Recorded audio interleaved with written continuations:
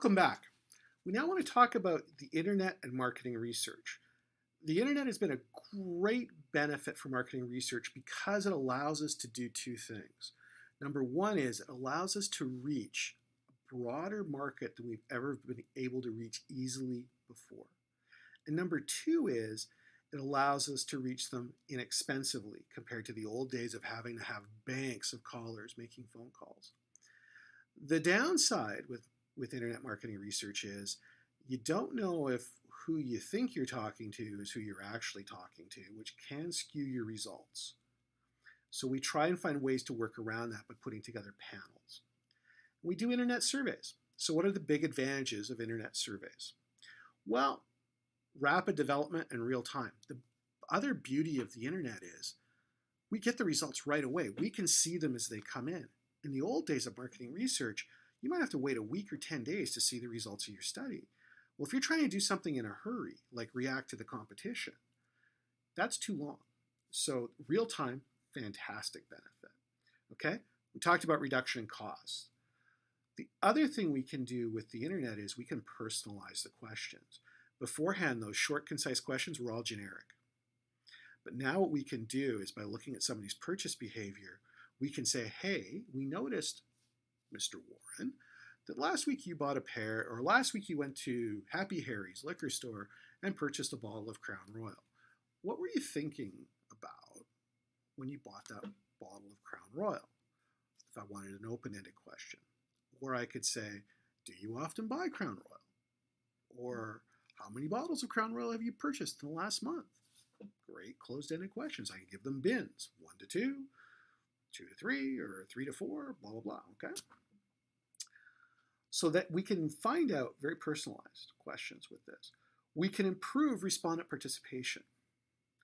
In the old days of the old system, it was pretty much a one-way ticket. Okay, we'd ask them questions, they'd respond. Now what we can do with the internet is we can give them the right to ask us questions. And we can find out if we're asking the right questions, or maybe we missed something, and we'll find it out from the questions we get from our respondents. Okay, very useful feature. All right. Young people today don't answer the phone.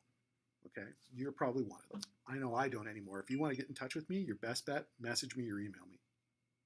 Okay, and if you're going to message me, send me a message using, I know I'm old, Facebook. Okay, but you can also send it to me using LinkedIn or Twitter or Instagram or one of the other half dozen social media accounts I use. But a phone, nah. I've got a phone in my house I've never used. Okay, it came with my cable package, but who cares, right? Nobody uses it anymore. All right, so because I don't use the phone, they were hard to reach. By using an internet survey, they're easier to reach. Okay, so people like you or people like me, we're much easier to reach using the internet because that's where we're comfortable today. So how do we do the online surveys? Well, we can do web survey systems, okay? We're doing SurveyMonkey, that's one. And if you upgrade yourself, you can get beyond 10 questions with SurveyMonkey. Very simple system, great for most companies. It's what Beatbox used. They used SurveyMonkey extensively. They just bought the subscription to it because they wanted to go beyond 10 questions. And they wanted to do a few other things that the subscription gave them, okay? We can use Google consumer groups. Google has kindly put together consumer groups of people that can be used by consumer companies who are looking for specific information. That's great because it saves you the time of doing it. So you find out what the characteristics are, you find out the group that fits that, boom, you sign them up, okay? That Beatbox didn't use that. They basically went off lists provided by fraternities and sororities and things like that because they were testing their system out with college students. In addition to Google, there are other online panel providers out there who've got panels of consumers who've agreed, and this is the key word, agreed to answer questions. Because what you want is somebody who's actually going to answer the questions. You don't want somebody who says they're going to do it and then doesn't. And I've belonged to a couple of online panels before, and you get a question or so every week, and you get points for the question. And then I fell off answering them for a couple of months, and boom, kicked off all the panels because I wasn't reliable anymore, and replaced with somebody who was. Okay? So that's one way to do it. Notice the paper flying across. All right. What else? Well, we can do online focus groups. Typically what you've done in the past is you've brought all the people together in a room and done the focus group. Well, today you don't need to do that. You can use something like Hangouts or Skype or whatever you want to use and do a virtual focus group. Just log everybody in at one time and you're good to go. The beauty of those is they're very cost effective, okay? The old days of running a focus group, they were like 10,000 bucks a throw. Now you can do it for a lot less money. You get better participation because people don't have to drive somewhere. Crucial if you're doing a lot of work in urban areas and even rural areas where you might have to get people to drive 30, 40 miles. If you remember earlier, I said I did a lot of work in the ag chemical area. We did a lot of focus groups in rural parts of Western Canada and the northern US. And we had to pay our participants about 200 bucks to show up because we had to cover their gas, we had to buy them lunch, we had to give them a cash stipend to make up for their time. Now we could drop that down a bit. So yeah, much more cost effective, okay?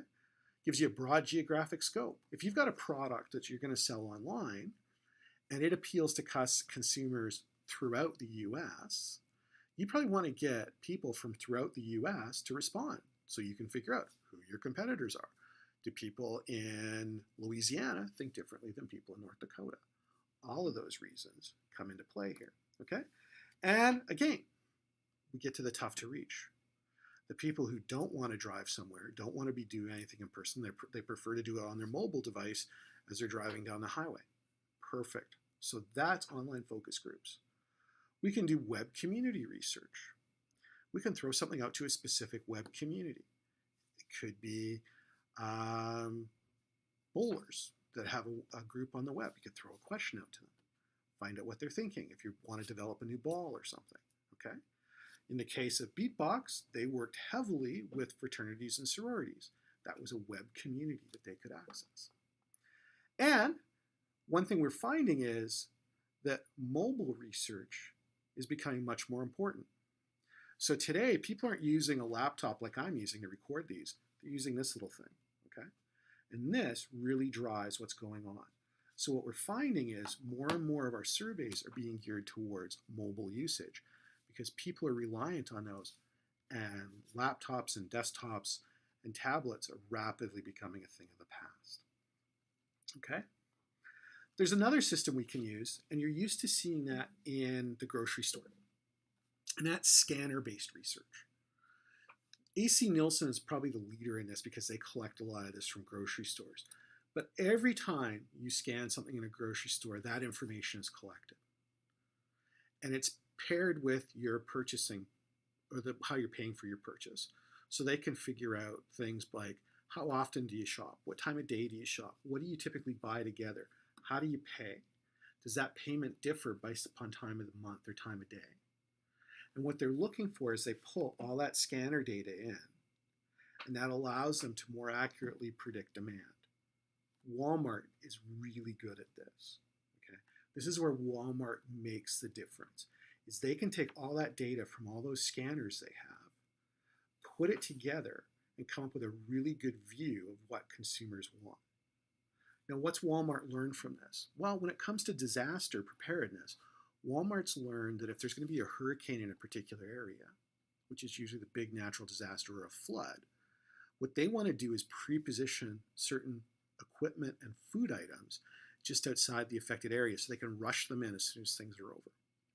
And what Walmart's learned is water and Pop-Tarts are two things that people always look for after a disaster like a hurricane. They're water, necessity, but Pop-Tarts are real comfort food, high energy, easy to keep, and won't spoil. So if you don't have any refrigeration, perfect. But until they started analyzing their POS data, they had no idea. Okay? So POS data, one of the things to do it. Neuromarketing. Here's a new one for you. Neuromarketing, when you hit the market, when you get to the job market, it's going to be big. Okay?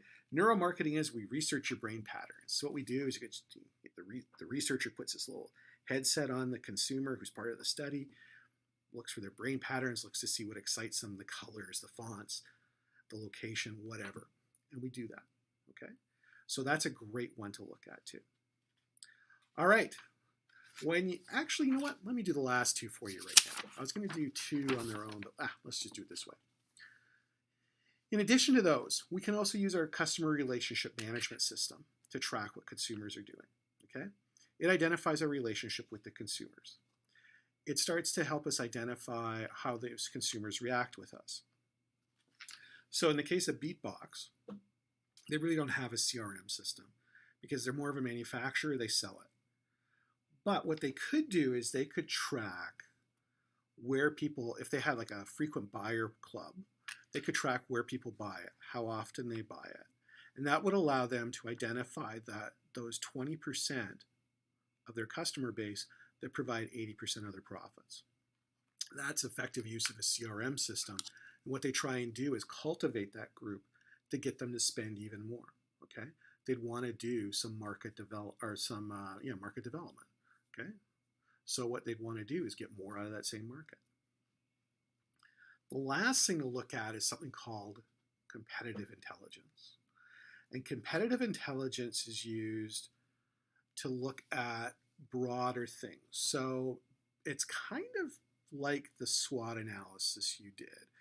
What competitive analysis does is it looks at things like market structure. How many players are in the market? Who's the key player? What are the relative market shares?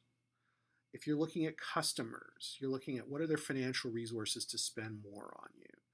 What are their product preferences? What you're really trying to do is put together a solid view of all of those environments we talked about back in one of the earlier chapters. And competitive intelligence is very big with larger companies. They're trying to figure out, let's say you're Coke, you're trying to figure out what's Pepsi doing. So you scour everything that would give you a hint about what Pepsi's doing. You know, have they been doing some market testing you've heard about? Have they developed a new production facility somewhere that would tell you that maybe they're looking for some efficiencies? Anything you can look at. Hiring practices. Have they hired a lot more people in a particular area? Have they just changed their CEO, and what is their CEO like? All of those things come into play in competitive intelligence. It uses a variety of secondary and primary research. Like in the primary research you'd use in this case are things like those executive interviews. You might use some focus groups to get the best possible view of the environment that you're playing in. Okay, we're done for today. Don't forget there's a marketing minute, and you have another assignment due next week, plus a test. I hope you all have a really nice Memorial Day weekend. Get out. Remember those that have passed in defense of this country. And I will see you, at least by video, on Tuesday. Bye for now.